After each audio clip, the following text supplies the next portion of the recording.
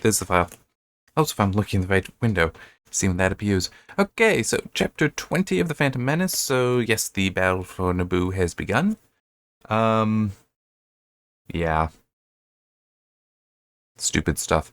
So, one thing is that it seems to suggest that a lot of the Gungan army, I mean, coming out of the swamp, I'm okay with, because swamps are also above land.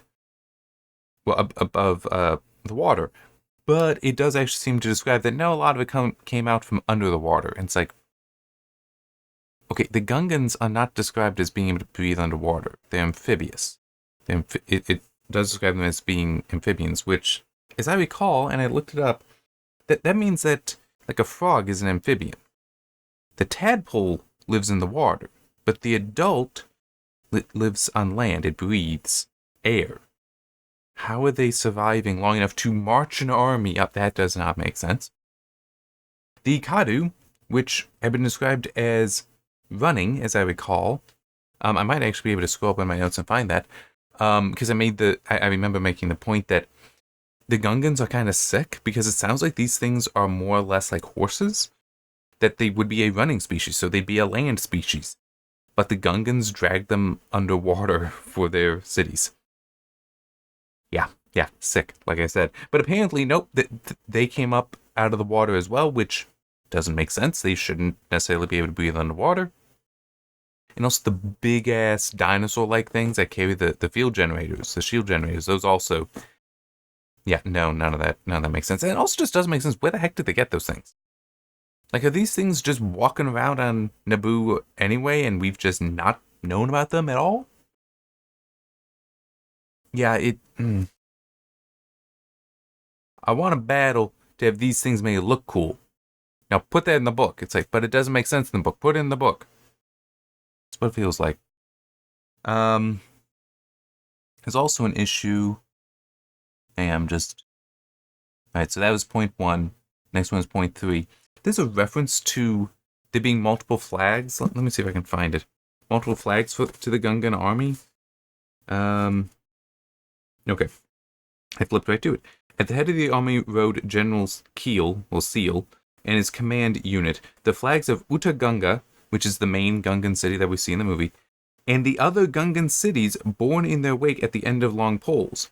Okay, so this suggests then that there are actually members of the army from multiple cities. How did they get there? That's a very legitimate question, because there should be a lot of Gungans here. I mean, it's described as huge. So you had to have moved them all. Those cities would have to be very nearby then. Unless this is like days later. Which makes no sense, because the Trade Federation knew that the Queen and the party landed in the swamp. They were searching the swamp. So they would have at least found the ship, if not them, within a day. It's very reasonable that. So they, in less than a day, managed to pull together armies from multiple Gungan cities? Because, I mean, it's also... even if you want to be like, oh, well, you know, that they emptied out the cities because they were being attacked. It's like, well, yeah, but why would they all congregate to one area near one of the cities? They would each have their own places to congregate that wouldn't necessitate moving potentially dozens of miles, even hundreds of miles, to get there. This is very dumb.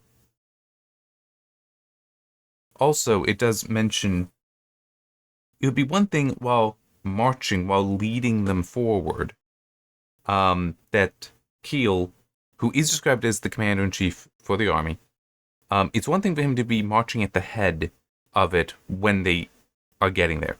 But once there, he should be backing up so that he can oversee everything, and he'd probably have some command staff with him that would be overseeing everything, giving the orders, not in front where he can be killed and lead to disarray. But no, that's exactly where he is. Just like, who's a General Nadine in Empire Strikes Back, who is killed because he's the idiot leading the charge. I mean, it's just... I'm sorry, it's just one of those things that when you stop and think about how it is depicted in various, like, World War II movies, and you think about it, it's like, yes, the general is easily one of the most important people in any battle, assuming there was a general for the battle, they wouldn't be putting themselves in danger. They would be staying back because they're the ones that decide, okay, this 100 men need to go here so they don't die, but they also kill a lot of the bad guys. I'm just like, that's why they need to be protected and why they would be back and observing. So yeah, there's also the whole, there aren't that many generals. I don't remember what the number is, but I'm pretty sure I did one point see that at least for the American military, there are only so many generals. So like you, and this is one thing that I notice with Star Trek sometimes. Well, it's like, oh yeah, we're just gonna promote Kirk to be an admiral. It's like, okay, what slot was open for him? And also, Picard becomes an admiral at some point, I think. I haven't seen any of the non-broadcast stuff, but they do have some in like All Good Things does say that he became an admiral, and also you get Admiral Janeway. And what the hell did she do to deserve it? Sisko arguably was worthy of becoming an admiral, except he disappeared because he at least was doing things that involved commanding a fleet. The others were just captains. Anyhow, but yeah, it is that there's only so many, so you don't just continue to get promoted up and then you reach general and that's the last promotion. It's like, well, no, that there's only so many there, you would be underneath. So yeah, it just they're valuable people. You don't let them you don't let them put themselves in danger like that. Yeah. I will also grant, though, that one thing that did occur to me while I was thinking about this is you do see in Lord of the Rings, The Return of the King, Theoden at the head of the Rohirrim while charging onto the Pelennor field. Technically, again, he would be the general. He shouldn't be doing that, but there's also, he is a powerful warrior in his own right. So that is one thing that is important with Lord of the Rings, is that there are certain characters that they actually are on their own, almost an army themselves. Theoden, I think, would be kind of like that. Like, he would be worth 10 of other men. And Aragorn, definitely in the book, is like that. Like, Aragorn is an exceptionally powerful person, powerful warrior, that it would make sense him being in the front. But there's also an element of morale with them as well, that they are leading the charge as well. I mean, think about with the Ride of the Rohirrim to the Pelennor field and the whole chant of death. It's like him leading the charge is actually huge because of how that helps the morale for the entire cavalry coming in. So that has explanation there. This doesn't. This is just it putting the most important commander in the greatest danger. That's all this is. All right. Yeah, so that was points 1 and 3. Oh, wait, and 4. Point 2 is the distance to 3 continues to make no sense. Because it's, again, like swamp with Uchagunga. Theed. There we go. Theed. Plain in the middle, and that's where this battle's going on. Why did Qui-Gon and company take the Bongo? Was that it? Whatever that ship was, through Dakor to reach Theed. When apparently they could have almost walked the distance in an equal amount of time. It's set up early on. This distance is great. But then when we actually get to having things happen in that distance, it's like, it's, a day's walk. Last thing I got, and this is again one of those, this is like just a trope in a lot of media. Whenever there's battles, it's like people not actually trying to kill their enemy throughout. Like that they have to work their way up to it. Which is, why do the Gungans let the droids be deployed? Because initially it's the tanks and the carriers are there, and also the staps, the floating things that some droids are on. But the main army is in storage and is inert. They then come out of the transports and they just let this happen. The Gungans don't try to attack and destroy them. It's like, why? This is when they're most vulnerable. This is exactly when you should be attacking. And for anyone that may think, oh, well, the Gungans are honorable, it's like, the droids are lifeless things. They have no honor. There's no honor to be satisfied by letting them amass. And also, they've already been attacking you. The droid tanks have already been attacking the shield, and you're just watching. It's very dumb. Very dumb. There's also... I don't remember it being stated necessarily that they pulled out their personal shields, which we do see in the movie. But because, like, even Jar Jar recognizes that, at least how it seems to be the narrator is currently following Jar Jar's thoughts, that the droids will be able to walk through the force field because it's designed to stop vehicles and it's designed to stop slow, large vehicles, and it's designed to stop fast and hot projectiles. But a single droid walking through, it would just be able to walk through. In that case, then, because it wouldn't be able to shoot through, you would take your personal shields, which should be stopping those, and just run up and hold it at the edge. So that way, even if they are coming through, you maybe let them through a little bit, hit them in the head, cut the head off with whatever, they have energy spears and such, so it's like, you do that, chunk, push back. Chunk, push back. I mean, it's like you could do that. That's actually a very reasonable and viable attack method here, because you're continuing to take advantage of the large shield, and you're preventing them from gaining access. This isn't like, in Avengers Infinity War, with the Wakandan shield, that is supposed to be blocking everything, is killing the things they're getting through, but they are starting to overwhelm it.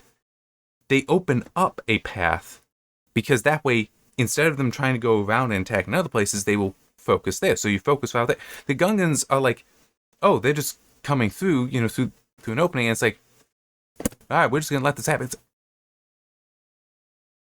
As I said at the end of the last one, it'll be interesting whenever I get around to writing warfare in stories, in some of my own stories. And I got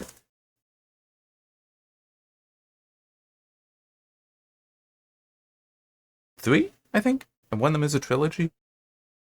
So a total of 5 stories, technically. I'm going to count it as one story, but I think I got 3 that are definitely... 3 that I at least want to do.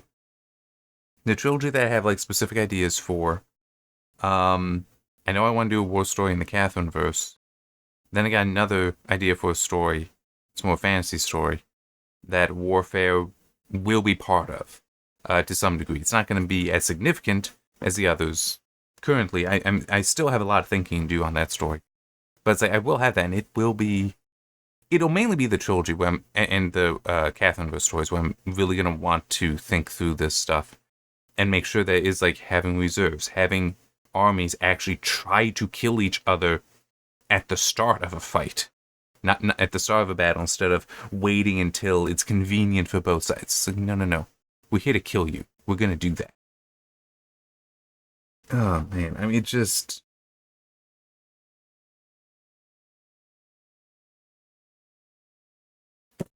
I don't know why it is like that in some cases.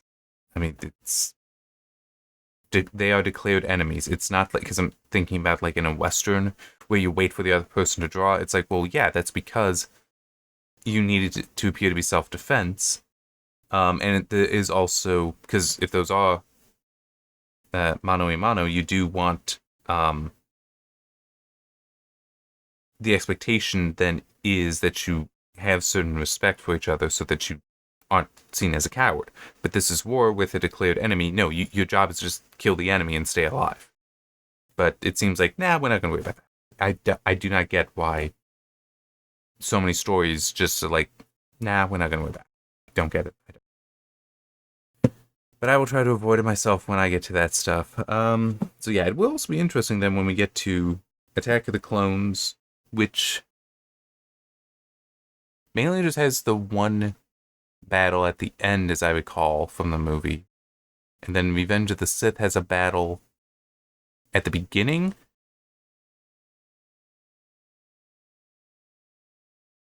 Is that technically it? As far as a large battle? I think that might be. Everything else is more the mano a mano kind of stuff. But it's still the whole. You need to just go in intending to kill. I mean, it's remembering back to Empire Strikes Back how Luke with the Wampa clearly did not have intent to kill, and it's like that is a problem, and it's incredibly dangerous, especially in that situation for him. So, because by only wounding the Wampa's more likely to be it is likely to be more dangerous to him. Is more likely to react to try to kill him because it is hurt and afraid now. And it's like, now we're just gonna. I don't get it. I don't get it. And now I'm also just thinking, I do have in So Many Gifts some characters that do hold back at the start. In one case, it is specifically they are trying to measure out their opponent. In another case, they don't actually want to kill their opponent, they are just trying to defeat them. And in the third case, they're playing with them. And then another instance of, no, that they're figuring out each other's limits. So it's like there are specific reasons there, but those are one-on-one fights, more so not armies fighting each other. Yeah. All right. See you next time.